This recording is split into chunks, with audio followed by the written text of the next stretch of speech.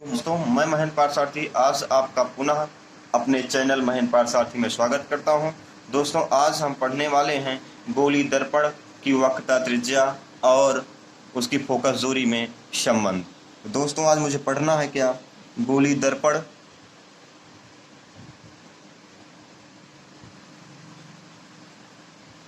गोलीय दर्पण की वक्रता त्रिज्या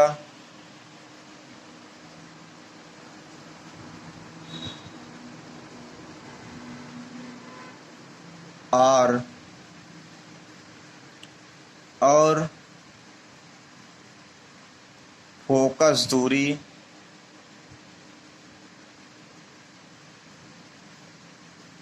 एफ में संबंध। ये दोस्तों बहुत ही इम्पोर्टेंट है, जो कि हाई स्कूल और इंटर दोनों के लिए। अब इसके बाद ध्यान दीजिएगा दोस्तों, मान लेते हैं एक आपका गोली दर्पण लेते हैं और यह आपका दर्पण को हिस्सा एक पॉलिश करेंगे तो आपका कौन सा दर्पण बन गया? अवतल दर्पण बनेगा। ये आपका ध्रुव है और इसका केंद्र आपका जो इस गोले का केंद्र होगा आपका ये है, मानते ये केंद्र होगा। तो अगर हमेशा केंद्र और ध्रुव को जो मिलाने वाली रेखा होती है दोस्तों, वह हमेशा मुख्य अक्ष कहलाती है। इसका नाम P है और ये आपका गोले का जो केंद्र होगा वही वक्रता केंद्र कहलाता है, यानी C कहलाएगा। इस वक्र का इस दर्पण का केंद्र कहलाता है, यानी वक्रता केंद्र कहलाएगा। ये आपका फोकस EF। अब ध्यान दीजिए दोस्तों, जब कोई प्रकाश की किरण मुख्य अक्ष के समांतर जाती है तो वह हमेशा परावर्तित होने के पश्चात फोकस से होकर गुजरती है। माना आपकी जो रेखा AB है वह दर्पण पर टकराती है AB, और वह परावर्तन के पश्चात BM के रूप में मुख्य फोकस से होकर गुजरती है। अब हम F से एक अभिलंब B पर खींचेंगे तो ध्यान दीजिए दोस्तों, यहाँ पर परावर्तन हो रहा है। ये कोण आपका थीटा, तो ये कोण भी आपका कितना होगा? 2 थीटा होगा। अब ये दोनों कोण का मान 2 थीटा, एक कोण कितने हो जाएंगे आपके? 2 थीटा के बराबर हो जाएगा। यहाँ से एक अभिलंब हम खींचेंगे दोस्त, क्या? N। अब जैसा जैसा आप जैसे चित्र को बनाए हो वैसे वैसे मुझे क्या कर देना है? लिख देना है। लिखना है, माना एक प्रकाश की किरण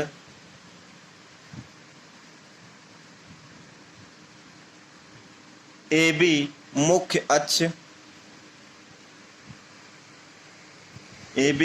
अक्ष के समांतर,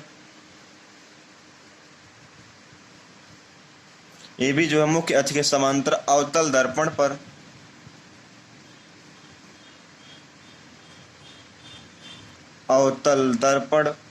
पर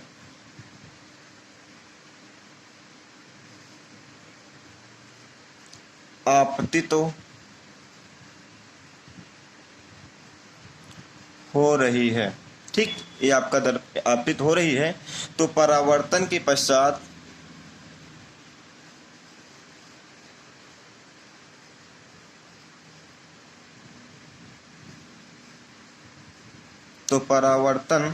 परावर्तन के पश्चात किरण BM मुख्य फोकस F से होकर जाते हैं। किरण BM फोकस F से होकर जाती है। ठीक, माना जो आपकी किरण AB है, माना किरण या आपतित किरण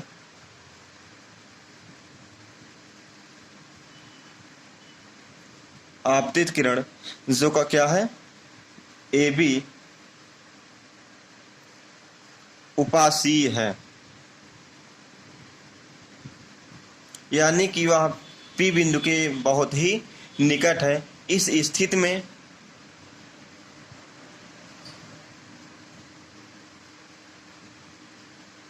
इस स्थिति में यन बिंदु पी बिंदु के अत्यंत निकट हो जाता है। यानी कि माना ये किरण कोई लेंस है, ये किरण जितना ही दूर होगा उतना ही दूर जाएगा और जितना नज़दीक होता चला जाएगा उतना ही आपके इस बिंदु के पास आता चला जाता है, इसलिए इसको बताया गया दोस्तों। तो निकट हो जाता है तथा कोण जो है आपका, तथा थीटा कोण थीटा का मान बहुत ही कम हो जाता है, जब ये किरण बहुत नज़दीक हो जाएगा, जो आपका थीटा है जाहिर सी बात है वह क्या हो जाएगा, बहुत ही नज़दीक होता चला जाएगा। एक बार ध्यान दीजिए पुनः इस लाइन को। मान लेते हैं एक आपका अवतल दर्पण ये है, ये बिंदु आपका P है और यहाँ से किरण जा रही है।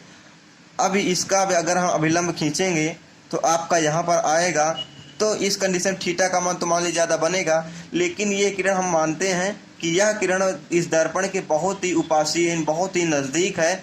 तो जो ये किरण ये रेखा खींच रहे हैं, यह आपका पी के एकदम नज़दीक हो जा रहा है और इस पर जो कोण बनाएंगे वह बहुत ही क्या बनेगा, छोटा बन रहा है, इसीलिए आपका ये बताया गया है। अब त्रिभुज हम ले लेंगे BCN से। अब tan थीटा इक्वल होता है दोस्तों, ध्यान दिएगा दोस्तों, जो आपका tan थीटा होता है, tan थीटा हमेशा लंब बटे आधार होता है। तो लंब आपका क्या, यही आपका त्रिभुज होगा BNC। तो ध्यान दीजिए इसका लंब आपका BN है और जो आपका आधार है दोस्तों CN है। तो अब यदि थीटा का मान बहुत कम है तो आपका tan थीटा हो जाता है, यानी कि थीटा का मान tan थीटा बराबर थीटा हो जाएगा। तब आप tan थीटा के स्थान में थीटा लिखेंगे तो आपका पहला समीकरण बना थीटा बराबर BN/CN। अब हम लेंगे त्रिभुज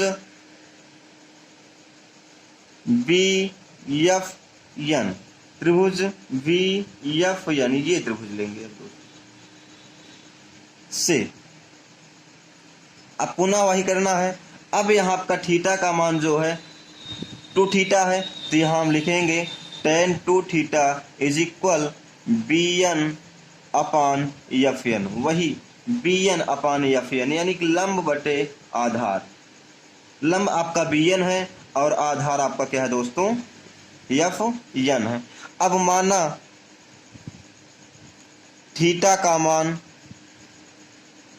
बहुत कम है, इस कंडीशन में आपका tan 2 theta is equal to हो जाएगा 2 थीटा दोस्तों। अब हम इसको लिख देंगे 2 थीटा इज इक्वल BN/FN, समीकरण नंबर 2। अब इसके बाद हम